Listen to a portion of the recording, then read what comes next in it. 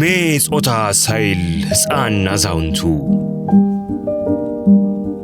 በእምነት በትውፊት በወግ በሥርዓቱ በመልካም ስነ ምግባር በታረመ አንደበት ሲተጋ ሰንብቶ በጾምና ጸሎት ፈተናው አይሎ ድካም ሲበረታ ምድሩ ጭጋግ ለብሶ ሲዋጥ በዝምታ የሐዘን ቋጠሮ በምህረት ተፈታ የኩነኔው ዘመን በፍቅር ተረታ ተነስቷል በክብር ሞትን አሸንፎ የትንሣኤው አምላክ ብርሃን ተጎናጽፎ እንኳን ለብርሃነ ትንሣኤው በሰላም አደረሳችሁ። በዓሉን ምክንያት በማድረግ ከወዳጅ ዘመድ የሚላክሎትን ገንዘብ ለመቀበል ወደ ባንካችን ሲመጡ በአክብሮት ልናስተናግዶ ዝግጁ ነን። ብርሃን ባንክ፣ እንደ ስማችን ብርሃን ነው ስራችን። ሌላኛውን ጉዳይ ደግሞ እንመልከት። በማንቸስተር ሲቲ ጋርዲዮላ አድርጎት የማያውቀውን እያደረገ ነው፣ ነጻነት መስጠት ነው። ይህንን ጉዳይ በተወሰነ መንገድ ለማንሳት ሞክራለን። እኛም እናንሳ። ልክ ነው። ዛሬ ማንቸስተር ሲቲ የሚያሸንፍ ከሆነ የፕሪሚየር ሊጉ መሪ ይሆናል። በእርግጥ የኤፍኤ ካፕ የግማሽ ፍጻሜ ጨዋታ ስለሆነ በሳምንቱ መጨረሻ ከሳውዝሃምፕተን ጋር የሚያደርገው አርሰናል ኒውካስልን የሚያሸንፍ ከሆነ ከኒውካስል ጋር አቻ የሚለያይ ከሆነ ሲቲ ጨዋታ ያለው እንደገና መሪ መሆን ይችላል። ለ208 ነው ለ209 ተከታታይ ቀናት አርሰናል መሪ ነበር። ዛሬ በርንሌን የሚያሸንፍ ከሆነ አንደኛ በርንሌ መውረዱ ይረጋገጣል፣ ሁለተኛ ሲቲ የፕሪሚየር ሊጉ መሪ ይሆናል። በየትኛውም ውጤት ጨዋታው ቢያልቅ አንድ የጎል ልዩነት ነው ያላቸው፣ እኩል ይሆናሉ። ለምሳሌ 1-0 ቢያሸንፍ ከ1-0 በላይ እንዲያሸንፍ እንጠብቃለን መቼስ። ግን 1-0 እንኳ ቢያሸንፍ በነጥብ እኩል በጎል ልዩነትም እኩል ይሆናሉ። ግን ሲቲ የበለጠ ጎል በማስቆጠሩ ምክንያት የበለጠ ጎል ያስቆጠረ ቡድን መሪ ይሆናል። ስለዚህ የጓርዲዮላ ቡድን ዛሬ ወደ መሪነት ይመለሳል። ግን ስለ አጨዋወታቸው በተመለከተ አንዳንድ ነገር ማንሳት የሚያስፈልግ ይመስለኛል። ምሳ ከውድድር ዘመኑ መጀመር በፊት የማንቸስተር ሲቲን ያለፉትን 2 ዓመታት ዝውውሮች እያየን በጣም ብዙ የድሪብል ተጫዋቾች እያስፈረመ ነው ፔፕ ጓርዲዮላ። በእርግጥ አንድ ማልስማማበት አስተያየት አለ፣ ፔፕ ድሪብል አይፈቅድም የሚል። የእሱ የፖሴሽን አጨዋወት የእሱ ዌጎ ደ ፖሴሲዮን የሚባለው አጨዋወት ወይ በእንግሊዝኛ ፖዚሽናል ፕሌይ ብለው ይመልሱታል። ግን ፖዚሽናል ፕሌይ ጠቅላላውን ኮንሰፕት በሚገባ የሚያብራራው አይመስለኝም። ግን ፖሴሽን ዶሚኔት ማድረግ ብቻውን ጨዋታዎች አያሸንፍም። ፕሮግሬሽን ከሌለው በስተቀር ፔኔትሬሽን ከሌለው በስተቀር ፖሴሽን ብቻውን ጨዋታ አያሸንፍም። አንዳንድ የተሰጦ ውስንነት ያለባቸው ቡድኖች 60% ኳስ ተቆጣጥረውም አንድ ሚላማውን የጠበቀ ሙከራ ሲያደርጉ ሲወጡ እናያለን። ፖሴሽን ብቻውን ኳስ መቆጣጠር ብቻውን በቂ አይደለም። ስለዚህ ፐርፐዝ ይፈልጋል። የተጋጣሚን ቡድን የመከላከል አደረጃጀት በተለያየ ሁኔታ በፓስ ብቻ ሳይሆን በተለያየ ሁኔታ ማለፍ ይፈልጋል። በጠባብ ቦታ በፍጥነት መቀባበል፣ 1-2 መጫወት፣ የብልህ ሙቭመንት ማድረግ፣ በደንብ ሪኸርስ የተደረገ ሙቭመንት ማድረግ፣ ፔፕ ብዙ ጊዜ ያደርግ እንደነበረው የከትባክ ክሮሶች መጠቀም፣ ጨዋታውን ወደ አንድ የሜዳ ክፍል ኦቨርሎድ ማድረግና በተጋጣሚ ቦታ ያለን ተጫዋች ነጻ ማድረግ። ብዙ ሀሳብ አለው፣ ብዙ ታች፣ ብዙ እይታ፣ ብዙ ቴክኒክ፣ ብዙ ስሌት አለው። ፔፕ ሜቢ በማጥቃት አደረጃጀት በታሪክ አቻ የሌለው አሰልጣኝ ሊሆን ይችላል። የፖሴሽን አሰልጣኝ ነው። ግን ፖሴሽን አደገኛ ማጥቃት እንዲሆን መጨመር ያለባቸው ኤሌመንቶች፣ የቴክኒክ ኤሌመንቶች አሉ። አንደኛው ድሪብሊንግ ነው። የጓርዲዮላ ቡድን ሁልጊዜም ኤሊት ድሪብለሮች ነበሩት።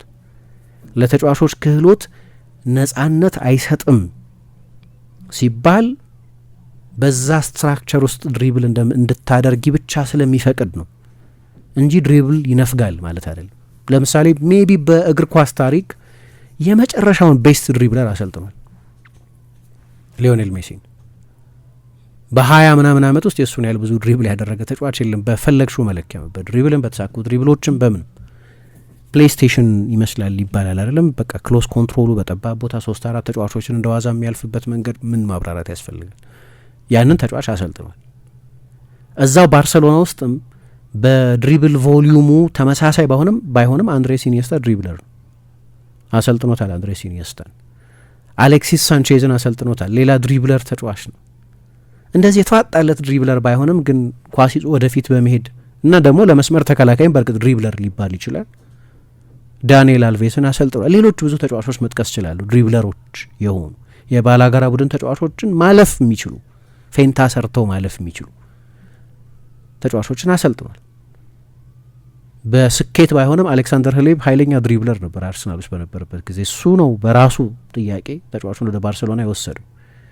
እሱ ባያስፈርመውም ቲየሪ ኦንሪም የድሮ ፍጥነት የድሮ የድሪብሊንግ ሁኔታ አልነበረውም፣ ግን እሱም ለ9 ቁጥሮች በተለይ በጣም ትልቅ የተዋጣለት ድሪብለር ነበር። ነበሩት ፔፕ ሁል ጊዜ ድሪብለሮች፣ አዲስ ነገር አይደለም። አሁን የሼርኪ መኖር፣ የዶኩ መኖር፣ የሴሜኞ መኖር፣ የሌሎች ተጫዋቾች የሌሎች ድሪብለሮች የኤት ኑሪ ብዙ የተጫወተ ባይሆንም መኖር አዲስ ነገር አይደለም።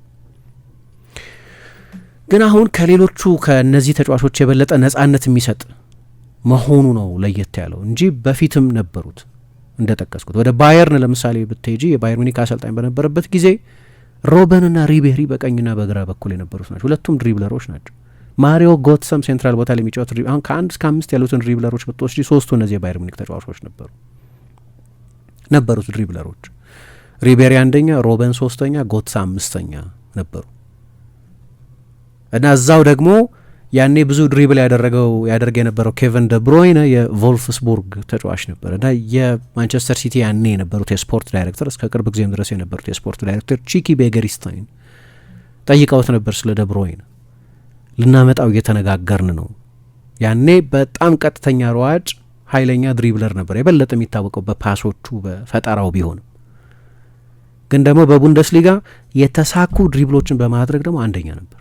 ቅድም የድሪብሊንግ ጠቅላላ ቁጥር ስጠቅስ ነው የባየርን ተጫዋቾችን ያነሳሁት። በስኬት ደግሞ አንደኛ ነበር፣ በኤፊሸንሲ አንደኛ ነበር። አረ አስፈርሙት ብሎ ለሲቲ ሪከመንድ ያደረገው እሱ ነው። ስተርሊንግ እንዲፈርም ከመምጣቱ 1 ዓመት በፊት የማንቸስተር ሲቲ ሰዎች ለፔፕ ቡድኑን እያዘጋጁትም ስለነበር ጠይቀውት ነበር። ያኔ ሊቨርፑል ውስጥ የነበረው ስተርሊንግ ድሪብለር ነበር። ድሪብለሮች ይወዳል። ፖሴሽን ብቻ በቂ አይደለም። የተጋጣሚን ቡድን የመከላከል አጫወት ለማዛባት እንደገና የፓስ አንግሎች ለማግኘት የተጋጣሚን ቡድን የመከላከል ስፍራ ለማናጋት ምናምን ያስፈልገዋል። ይጠቀምባቸው ነበር። በሲቲም ውስጥ ማህሬዝም ስተርሊንግም ሳኔም ነበሩት። ድሪብለሮች ናቸው ደብሮይነን ጨምሮ። አሁን ግን የተለየው ነገር ግን እንግዲህ የኮንትሮል አሰልጣኝ የሚባል በዛ ኮንትሮል ውስጥ ያለ የድሪብሊንግ ፍቃድ ነው ግን የነበረው።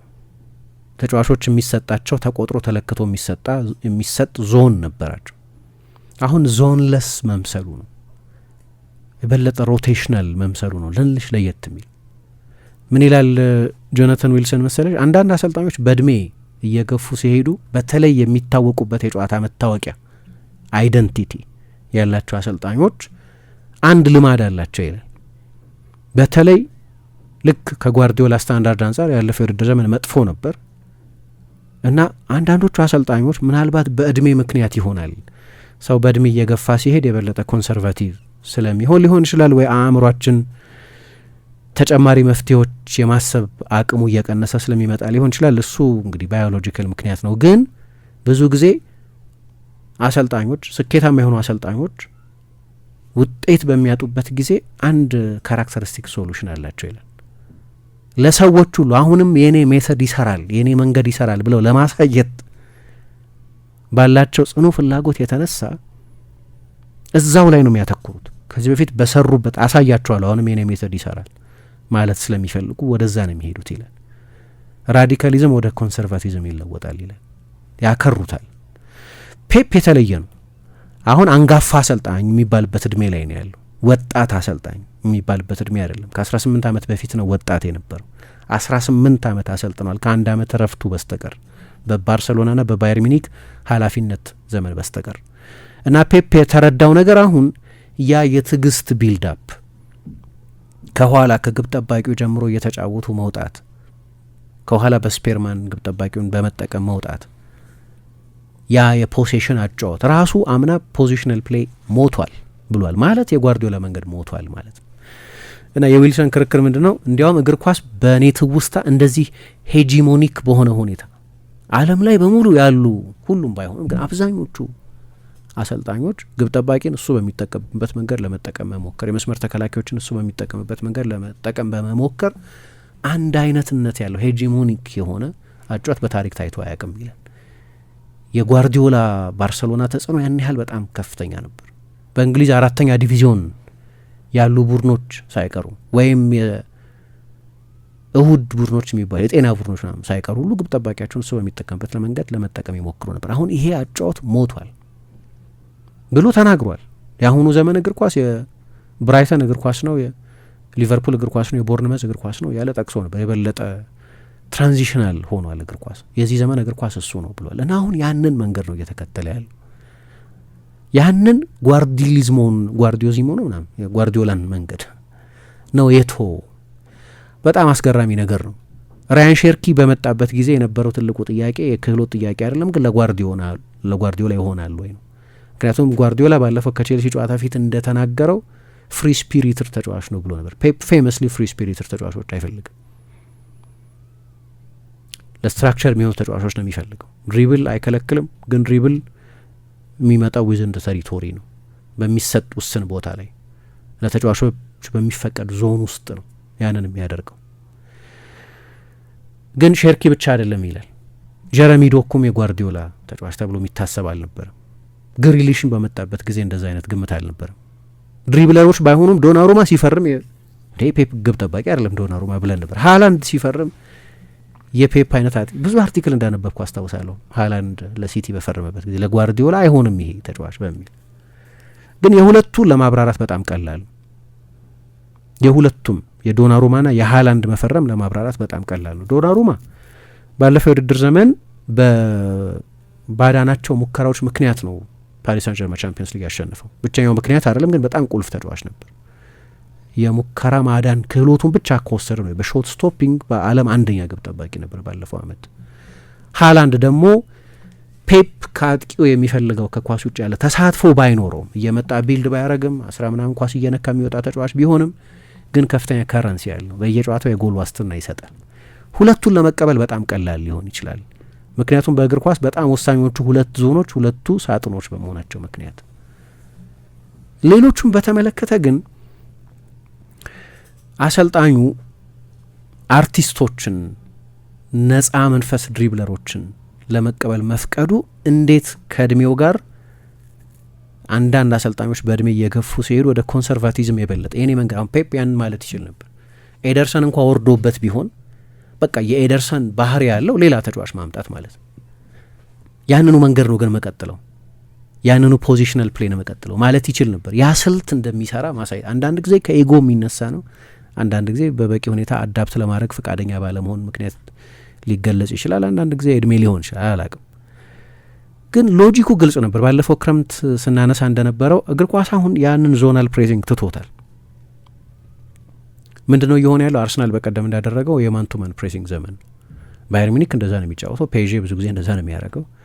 በፕሪሚየር ሊግም እንዳለ የማንቱማን ፕሬሲንግ ነው። ፔፕ እኮ ሰሞኑን በእነዛ 4 ተጫዋቾች የብሎክ ፕሬሲንግ ቅልቅል ባደረገበት ጊዜ ይሄ አሁን በዚህ ዘመን ካለው የእግር ኳስ አይነት ለየት ያለ ነው የተባለበት ምክንያት ይሄኛው አይነት የፕሬሲንግ አይነት ስለቀረ ነው። ዞን ፕሬስ ማድረግ ስለቀረ ነው። ሰው ነው ፕሬስ የምታደርግ ማን ኦሪየንትድ ፕሬሲንግ የሚባለው ማለት ነው። ያንን ለማድረግ ግን የባላጋራ ቡድንን ተጫዋች በነጠላ ማርክ መደረግ፣ በድሪብል ማለፍ የሚችል ተጫዋች ያስፈልጋል። እግር ኳስ እንደዛ እየሆነ ነው። በሙሉ ሜዳው ማንቱማን። በቀደም ስለ ሳሊባ፣ ሃላንድን፣ ጋብርኤል ሼርኪን፣ ኦደጋርድ፣ ቤርናርዶ ሲልቫን፣ ራይስ፣ ሮድሪን ማንቱማን እንዳለ ሜዳው። ያንን ለማለፍ ደግሞ የድሪብሊንግ ችሎታ ያስፈልጋል።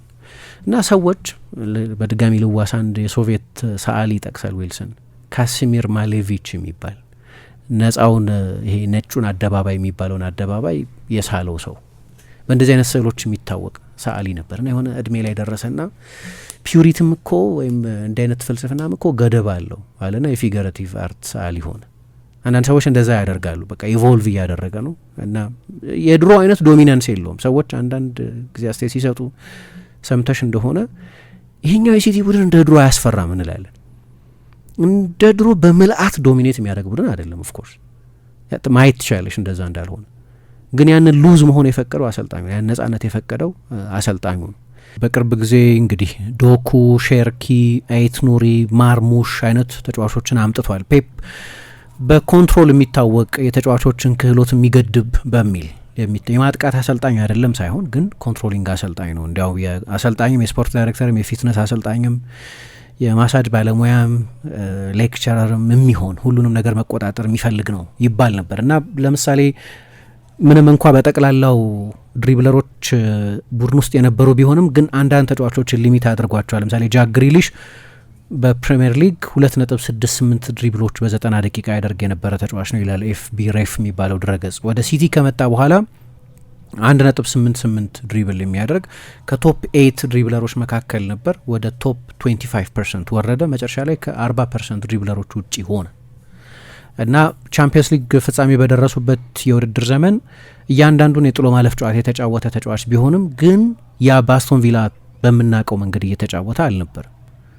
ወይም አሁን ራያን ሼርኪ ያለው አይነት ነጻነት አልነበረውም። ሁልጊዜም ያከራክራል የሱ ጉዳይ። ሶሎይስት ብዙ አይወድም እየተባለ ሶሎይስት ማለት በግል የራሱን መፍትሄ ሜዳ ውስጥ የሚፈልግ ማለት ነው። በጣም ኮሌክቲቭ አሰልጣኝ ስለሆነ ጓርዲዮላ። አሁን ግን ሜዳው ላይ በሙሉ በጣም የታወቁ ድሪብለሮች አሉት። ጀረሚ ዶኩ በፕሪሚየር ሊግ ባለፈውም የውድድር ዘመን በዚህኛውም የውድድር ዘመን አምና አንደኛ ነበር፣ ግን ሁለተኛ ከነበረው ኤዜ በሁለት ድሪብል በጨዋታ የበለጠ ድሪብል ያደርግ ነበር፣ በቮሊዩም ማለት ነው። በዚህ የውድድር ዘመንም በሞከራቸው የድሪብሎች መጠንም ባሳካቸው የድሪብሎች መጠንም በጣም ከፍተኛ ነው ብቻ ሳይሆን በስትራክቸር በመዋቅር የታሰረ ድሪብለር አይመስልም። ብዙ ነጻነት ያለው ድሪብለር ነው። ማርሙሽ መጣ እንደ ዶኩ አይነት ወይም እንደ ሼርኪ አይነት ተጽዕኖ የለውም እዚህ ቡድን ውስጥ። አጫወቱም የበለጠ ጎል ኦሪየንትድ አጫወት ያለው ተጫዋች ነው። ፍራንክፉርቱን በነበረበት ጊዜ ግን ፍራንክፉርት ውስጥ በነበረበት ጊዜ ከመፈረሙ በፊት ብዙ ድሪብል ከሚያደርጉ 2% ውስጥ ካሉ ተጫዋቾች መካከል አንደኛው ነበር። ቲጃኒ ሬንደርስ ከማቴዎ ገንዶዚ ቀጥሎ ብዙ የቦል ኬሪንግ የነበረው ተጫዋች ነው። ብዙ ኳስ እየገፋ የሚሄድ ተጫዋች ነው። ራያን ሼርኪ አንደኛ ነበር በፈረንሳይ። ሪያን ኤይት ኑሪ ለፉልባኮች በጣም ከፍተኛ የድሪብሊንግ መጠን የነበረው ነው እና የፔፕን አዳፕቴሽን ያሳያል። በዓለም የክለቦች ዋንጫ ላይ እየሞከረው ነበረ። አንዳንድ ጨዋታዎች ላይ ሃላንድን ሳይቀር ቤንች እያደረገ ማለት ነው። የበለጠ ኤክስፕሬሲቭ የበለጠ ድሪብለር ለሆኑ ተጫዋቾች ነጻነት እየሰጠ ይሄ አዲሱ የአሰልጣኙ አይነት ነው። የበለጠ ኢንዲቪጁዋሊዝምን የበለጠ እንዲህ አይነት ነጻነት የሚያስፈልጋቸውን ተጫዋቾች እንዲጫወቱ እድል በመስጠት እና ያንን ነጻነት በመስጠት በቀደም ስለ ሼርክ የተናገረው ነገር ምን አለ? ያው ኳስ ካበላሽ ተመልሶ መከላከል እንዳለበት ያውቃል። እኔም እሱም እናውቃለን አለ። በቅርብ ጊዜ አሁን ባለፈው የአርሰናልን የሊግ ካፕ የፍጻሜ ጨዋታ ከመጀመሩ በፊት ከነበሩት የመጨረሻዎቹ 10 ጨዋታዎች 4ቱም ቤንች ነበር። በቅርብ ጊዜ ባሉት ጨዋታዎች ላይ ግን ያንን ከፍተኛ ነጻነት ሰጥቶታል። እንዲያውም ባለፈው ሳነሳው ነበር ችግሩ አንዳንዴ በጣም ዲፕ ይመለሳል። ቦክስ ውስጥ ሳይቀር ኳስ ለመቀበል ይመጣል። ሜቢ ላይ ወደው ይችላል እንደዚህ ግን ብዙ ሲገድበው አላይም። አንዳንድ ጊዜ ልጮህበትና በቀላሉ ተጫዋች ሲምፕል አድርገው ልለው ፈልጋለሁ። ግን አርቲስት ነው እና አርቲስትን በተደጋጋሚ በእንደዚህ አይነት ታክቲካዊ ትእዛዝ ልታስሩት የምትሞክሩ ከሆነ ያንን አርቲስትሪውን ያጣል አለ ፔፕ። ለወትሮ እንደዚህ የሚል አሰልጣኝ አልነበርም እና ይሄ አዲሱ አዳፕቴሽን ዋንጫ ሊያመጣለት ይችላል። ምክንያቱም የበለጠ አሁን የሚወስነው እንግዲህ ሁለቱም ቡድኖች እያሸነፉ ከቀጠሉ የጎል ልዩነት ቁልፍ ሊሆን ይችላል አይደለም። የጎል ልዩነት ቁልፍ የሚሆን ከሆነ የአታኪንግ ኤክስፕሬሽን ነው ልዩነት እያመጣ ያለው ማለት ነው። የበለጠ ሪስክ መውሰዱ ነው ልዩነት እያመጣ ያለው ማለት ነው እና ይሄ አዲሱ የፔፕ ቨርዥን ነው ለማለት ነው። ምሳ እድሜ ጾታ ሳይል ሕፃን አዛውንቱ